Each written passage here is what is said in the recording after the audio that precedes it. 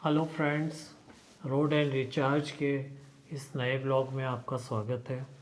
हमारी जो ongoing series जिसमें हम बात कर रहे हैं कि हमारी ईवी के जो डिफरेंट पार्ट्स होते हैं, उन डिफरेंट पार्ट्स के बहुत सारे जो हैं वो टेक्निकल टर्म्स होते हैं उन पार्ट्स के बारे में, और टेक्निकल जार्गन्स होते हैं जिनको बीइंग ए ईवी ओनर या अगर आप ईवी परचेज़ करने का सोच रहे हैं तो वो हमारे नॉलेज में होना चाहिए। हमें पता होना चाहिए कि उनका मतलब एग्जैक्टली क्या होता है। तो इस सीरीज़ में अभी तक हम 3 एपिसोड जो है वो आपको बता चुके हैं, दिखा चुके हैं। आज के एपिसोड में हम बात कर रहे हैं थर्मल मैनेजमेंट के बारे में।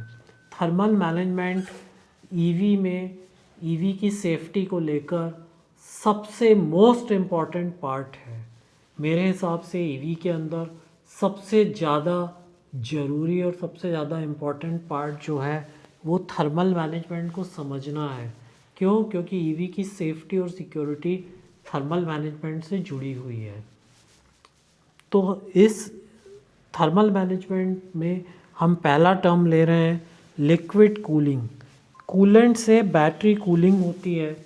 जब हम बैटरी को चार्ज करते हैं, स्पेशली जब हम डीसी पावर सप्लाई करते हैं बैटरी में, तो बैटरी के अंदर 70-75% चार्जिंग के बाद बहुत ज़्यादा हीट जनरेट होती है, और उस हीट को बीएमएस जो है हमारा बैटरी मैनेजमेंट सिस्टम जो है उसको मैनेज करता है, जिससे थर्मल रन अवे का जो घटना है वो ना हो पाए। तो थर्मल रन अवे आप हमारे पूरा पैर सीरीज़ में बैटरी वाला जो सेक्शन उसमें देखेंगे, हमने उसमें एक्सप्लेन किया है।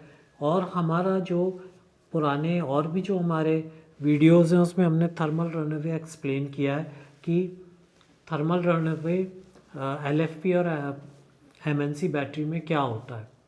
तो थर्मल रन अवे को प्रिवेंट करने के लिए बैटरी के आसपास कूलिंग चैनल होता है।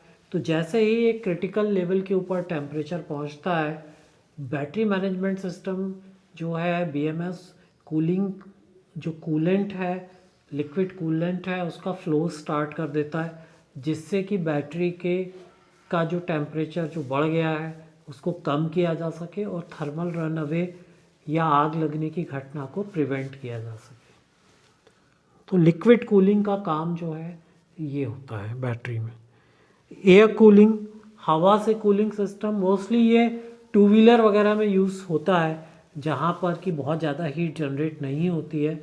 लेकिन ईवी कार्स, ईवी एसयूवी में जो बड़े व्हीकल हैं, फोर व्हीलर्स हैं, उनमें जो है लिक्विड कूलिंग ही यूज़ होती है। लिक्विड कूलिंग बहुत ज़्यादा इफ़ेक्टिव होती है, एयर कूलिंग उतनी इफ़ेक्टिव नहीं होती है। BTMS battery temperature control system, जो कि बैटरी के टेम्परेचर को मॉनिटर करता है, BMS के थ्रू इसको कंट्रोल करता है, और टाइम टू टाइम जब टेम्परेचर एक थ्रेशोल्ड लिमिट को क्रॉस करता है तो जो लिक्विड कूलिंग है उसके फ्लो को लिक्विड कूलेंट को यूज़ करके टेम्परेचर को कंट्रोल करने में इसका रोल होता है। Heat pump, efficient cabin heating technology जो है ड्यूरिंग विंटर्स या जो ठंडे यूरोपियन कंट्रीज़ हैं, या जैसे हमारा लेह लद्दाख है जहाँ पर केबिन काफ़ी ठंडा होता है, टेम्परेचर हमारा डाउन होता है, वहाँ पर ये जो हीट पंप है वो केबिन को हीट करता है, वहाँ ये यूज़ होता है। उसके बाद हम बात कर रहे हैं कि थर्मल डीरेटिंग, ओवर हीट होने पे पावर रिड्यूस होना। तो जब ओवर हीट हो जाता है जो सिस्टम है बैटरी का, कार का, तो जो पावर को रिड्यूस करने का जो प्रोसेस है उसको थर्मल डीरेटिंग कहते हैं। उसके बाद हम बात करेंगे प्री कंडीशनिंग, चार्जिंग से पहले बैटरी को आइडियल टेम्परेचर पे लाना, ये प्री कंडीशनिंग कहलाता है। उसके बाद हम बात करेंगे कूलिंग प्लेट, बैटरी मॉड्यूल के नीचे लगा हीट एक्सचेंजर जो है इसको कूलिंग प्लेट कहते हैं।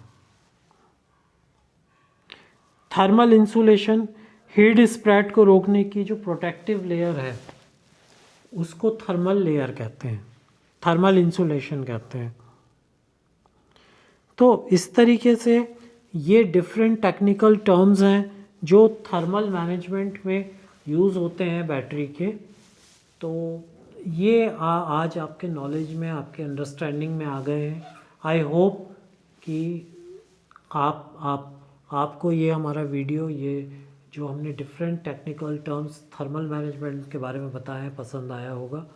तो अगर आप हमारा कंटेंट पसंद कर रहे हैं तो कृपया इसको लाइक करिए, शेयर करिए और स्प्रेड करिए। Thank you.